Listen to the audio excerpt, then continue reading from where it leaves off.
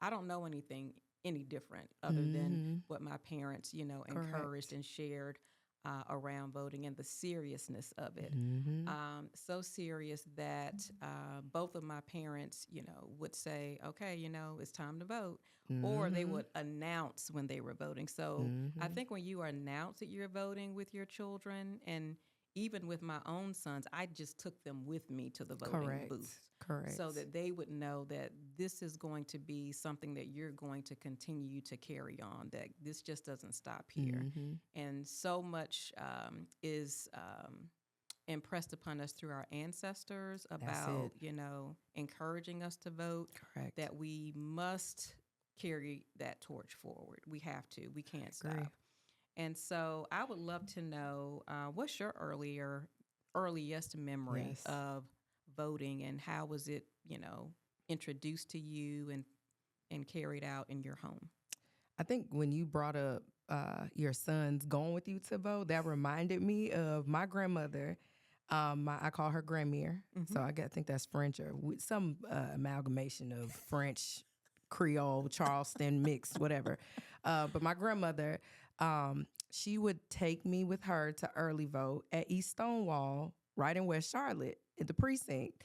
And I remember, maybe not, of course, going in the polls with her, but I remember the kids voting section and it being a thing for me to make sure, like, I went with her because I knew I was going to go get my sticker. You got to get your sticker. Got to get your sticker. Got to get your I voted sticker, but I got to kids vote. Kids vote. It's a big deal. So I was able to get my sticker and I was able to color, but she set a tone early, and my parents did too, that regardless of what is happening, we take a pause for the cause and we go ahead and vote. And she was not physically able to drive or walk, but she always made arrangements to make sure we made our way to East Stonewall. And she took me with her to early vote. And ever since then, I knew that clearly this is a big deal. When I turn a certain age, I get to really go in the big dog booth. And when I get to the big dog booth, I can really ring off. Your vote will count. My vote will count. Kids vote, I don't know what we might have been voting for hot dogs or pizza. I don't know. I don't remember, but we colored and we got a sticker.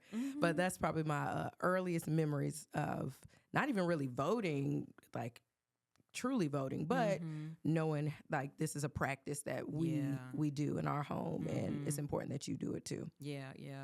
And a story that I actually have, which is, around my mom, you're talking about Gramere. I remember when it was time to vote in the 2020 election. And so COVID was around that time. And it was really the first time that both of my parents had done a mail-in ballot. Oh, yeah.